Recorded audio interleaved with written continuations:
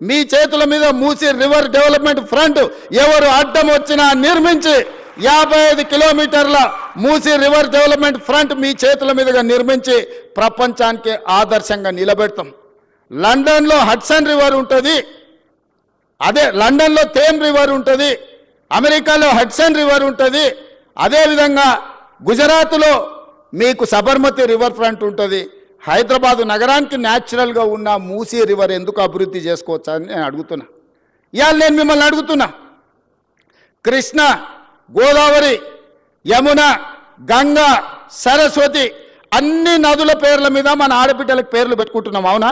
మన ఇంట్లో ఆడబిడ్డ పుడితే కృష్ణానో, కావేరో, గోదావరో, సరస్వతో, గంగానో అని నదుల పేర్లు మన బిడ్డలకు పెట్టుకుంటున్నాం. ఏ తండ్రి అయినా ఆయన బిడ్డకు మూసి అనే పేరు పెట్టుకున్నాడా? ఇన్ని నదుల పేర్లు, పవిత్రమైన నదుల పేర్లు మన ఆడబిడ్డలకు పెట్టుకున్నప్పుడు మూసి అనే రివర్ పేరు ఏ తండ్రి అయినా బిడ్డకు పెట్టుకున్నాడా? ఎందుకు పెట్టుకోలే? ఆ మూసి కంపు కొడుతుంది కాబట్టి, మూసి మురిగిపోయింది కాబట్టి, మూసిలో విషం చిమ్ముతున్నది కాబట్టి, ఆ విషము, ఆ కంపు, ఆ మురికి మా బిడ్డల పేర్లు పెట్టుకోవద్దని తల్లిదండ్రులు ఏదైతే అనుకుంటున్నారో ఆ మూసి మురికిని ప్రక్షాళన చేయాలనుకుంటున్నా నేను. ఆ మూసిని నిర్మాణం చేయాలనుకుంటున్నా నేను. ఎందుకు యమున, సరస్వతి, గంగా, కావేరి పేర్లు పెట్టుకున్నప్పుడు మూసి అనేందుకు మన బిడ్డలకు పెట్టుకోకూడదు? ఆ మూసిని అద్భుతంగా నిర్మించినప్పుడు తప్పకుండా తల్లిదండ్రులు వాళ్ళ బిడ్డల పేర్లు మూసి అని పెట్టుకుంటారు. అంత అద్భుతమైన నిర్మాణం మనం చేసుకుందాం. నిర్మాణ క్రమంలో మల్లన్న సాగర్లో 14 ఊర్లను ఖాళీ చేసి 60,000 ఎకరాలు మల్లన్న సాగర్లో ల్యాండ్ ఎక్వేషన్ జరగలేదా? కొండ పోచమ్మలో జరగలేదా? రంగనాయక సాగర్లో ల్యాండ్ ఎక్వేషన్ జరగలేదా? నాగార్జున సాగర్ నిర్మించినప్పుడు ల్యాండ్ ఎక్వేషన్ జరగలేదా? శ్రీశైలంలో మా కొల్లాపూర్ మునిగిపోతే 92 జీవో ఇచ్చి ఇప్పటికి ఇంకా ఉద్యోగాలు ఇవ్వని కేసులు పెండింగ్ ఉన్నాయి. శ్రీశైలం కట్టినప్పుడు నిర్వాసితులు కాలేదా? ఇవాళ మూసి నిర్మాణం చేస్తే కూడా కొన్ని వేల మంది, 5,000 మందో 10,000 కుటుంబాల్లో నిర్వాసితులు అయితే నిర్వాసితులను ఎట్లా ఆదుకోవాలో సలహా చెప్పండి అని నేను అడుగుతున్నా. ఈరోజు భూసేకరణ జరిగేటప్పుడు, మూసి నిర్మాణానికి భూమి తీసుకునేటప్పుడు మల్లన్న సాగర్ల భూ నిర్వాసితులను నువ్వు పోలీసులతో కొట్టించి, గుర్రాలతో తొక్కించి కొట్టినావు కదా.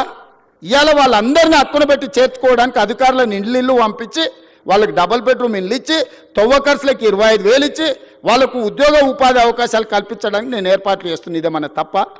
వాళ్ళ పిల్లలు వాళ్ళు మూసీలో బతికినరు, మురికిల్లే బతికిను, మురికిల్లే చచ్చిపోయారు. రేపు వాళ్ళ పిల్లలు కూడా ఆ మురికిల్లే పెరిగి, మురికిల్లే చచ్చిపోయి, మురికిల్లే ఉండాలన్న వాళ్ళు.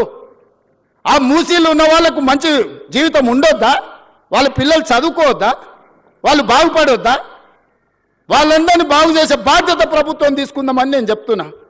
మూసీలో మొత్తం 10,000 కుటుంబాలు ఉన్నాయి. 6 నెలల నుంచి ఎన్యూమరేట్ చేయించిన 33 టీంలను పెట్టి ఇల్లు పోయి ప్రతి వాళ్ళ వివరాలు సేకరించి, ప్రతి వాళ్ళ ఆధార్ కార్డు తీసుకొని, ప్రతి కుటుంబం యొక్క వివరాలు 33 టీంలు 6 నెలల నుంచి ఇల్లు పోయి తిరిగి తీసుకొచ్చినాం. ఇప్పుడు అవేర్నెస్ ప్రోగ్రాంలో గోడ మీద మార్కింగ్ చేస్తున్నాం. ఇక్కడ వరకు మూసి రివర్ బెడ్ ఉన్నది, ఆ పైన బఫర్ జోన్ ఉన్నది, ఇక్కడి వరకు వీటిని తొలగించాల్సి వస్తే మీకు నష్టపరిహారం ఇస్తామని చెప్పి మూసీలో గుడిసెలు వేసుకున్న వాళ్ళకి డబుల్ బెడ్రూమ్ ఇల్లు ఇచ్చి ఆత్మగౌరవంతో బతకడానికి తరలిస్తున్నాం. బఫర్ జోన్లో ఉన్న వాళ్ళని ఏ విధంగా ఆదుకోవాలనో ఆలోచన చేస్తున్నాం. ఇవాళ మీరందరూ సలహా ఇవ్వండి, వాళ్ళకి నష్టపరిహారం ఎట్లిద్దామో చెప్పండి. 1,00,000 కోట్లు కాళేశ్వరంలో కాలబెట్టినావు కదా, నువ్వు కట్టిన కాళేశ్వరం కూలి సచ్చింది కదా, 1,00,000 కోట్లు ఆడ పోసినావు. 5-10 వేల కోట్లు మూసీలో ఉన్న పేదోళ్లకు మంచి ఇండ్లు కట్టించి, మంచి పాఠశాలలు కట్టించి, ఆ పిల్లలకు మంచి ప్లే గ్రౌండ్ ఇచ్చి, మంచి విద్యను నేర్పిస్తే వాళ్ళు భవిష్యత్తుకి పునాదులు అవుతారు. వాళ్ళ బాగు కోసం కష్టపడదాం. ఆ పనిలో మీ ఇక్కడున్న ఇంజనీర్లు భాగస్వాములు గాండి అని చెప్పి నేను మిమ్మల్ని అడుగుతున్నా. వాళ్ళు మనోళ్ళే, నాకు తెలియదా?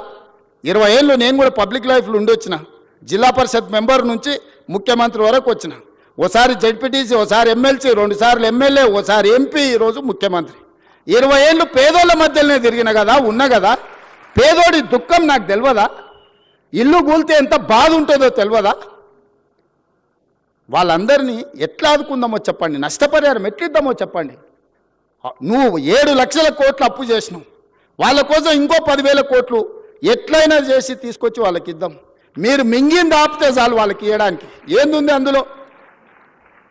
1000 ఎకరాల ఫామ్ హౌస్ ఉంది, 2 కోట్లు 3 కోట్లు ఎకరం ఉంది ఇవాళ 2-3 వేల కోట్లు నువ్వు పండుకునే కానే ఉంది కదా కేసీఆర్.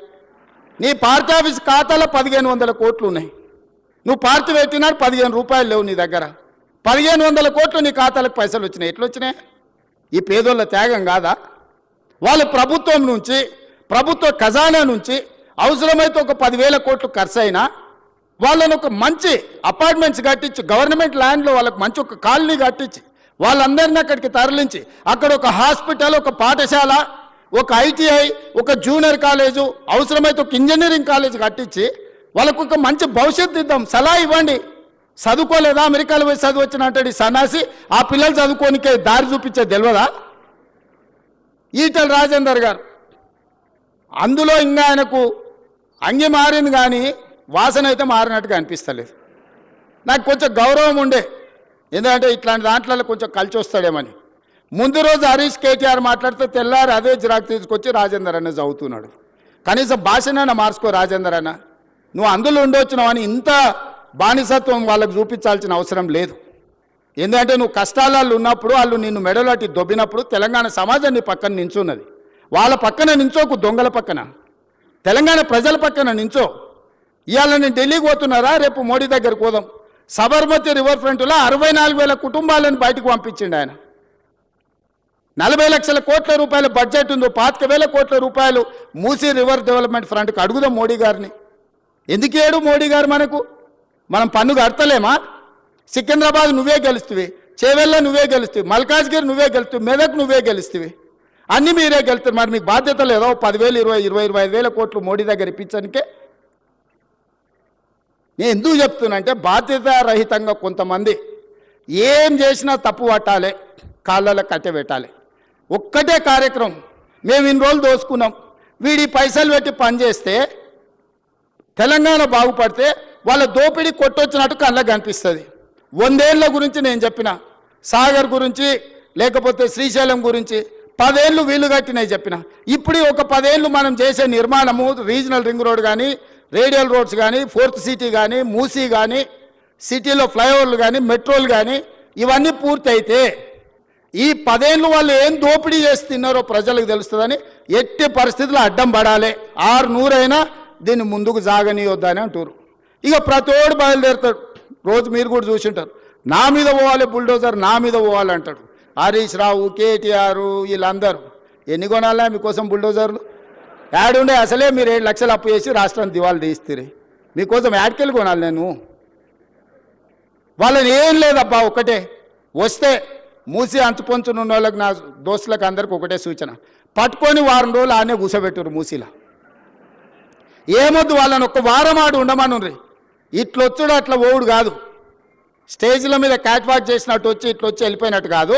ఒక వారం రోజులు హరీష్ రావును, కేటీఆర్ను, రాజేందర్ను ఆ మూసి అంచున పేదోళ్ళు ఉన్న కాడ ఒక వారం వాళ్ళని ఆడు ఉంచుర్రి. వాళ్ళ కష్టాలు తెలుస్తాయి, వాళ్ళకి ఏం మేలు చేయాలనో వాళ్ళకి అర్థమవుతుంది. కాబట్టి ఇక్కడ వచ్చిన ఇంజనీర్లకు ముఖ్యంగా రేపు జిహెచ్ఎంసీలో కానీ ఇక్కడ సిటీలో సర్వీస్లో చేరబోయే వాళ్ళు మీ కర్తవ్యంగా పెట్టుకోండి. రేపు గొప్పగా మీ సర్వీస్లో మేము రీజనల్ రింగ్ రోడ్ వేయగలిగినాము, మేము రేడియల్ రోడ్ వేయగలిగినాము, మేము మూసి నిర్మించినాము, హైదరాబాదు నగరంలో మెట్రోను మేము నిర్మించినామని చెప్పుకునే విధంగా గొప్పగా పనిచేయండి. ప్రభుత్వం మీకు అండగా నిలబడుతుంది. ప్రభుత్వం మీకు ఏం కావాలన్నా సహకరిస్తుంది. ఈ ప్రభుత్వం మనది. ఈ ప్రభుత్వం ఎవరితో కాదు, మనం ఎవరికో చేస్తలేం. ఈ ప్రభుత్వము, ఈ రాష్ట్రం మన కుటుంబం. మన కుటుంబం కోసం మనం పనిచేసుకుంటున్నాం. మీ అందరి సహకారం ఉండాలి. మళ్ళొక్కసారి ఇక్కడికి వచ్చిన వాళ్లకు తెలంగాణ రాష్ట్ర ప్రజలందరూ కూడా దసరా శుభాకాంక్షలు తెలియజేస్తూ మీ అందరి దగ్గర సెలవు తీసుకుంటున్నా.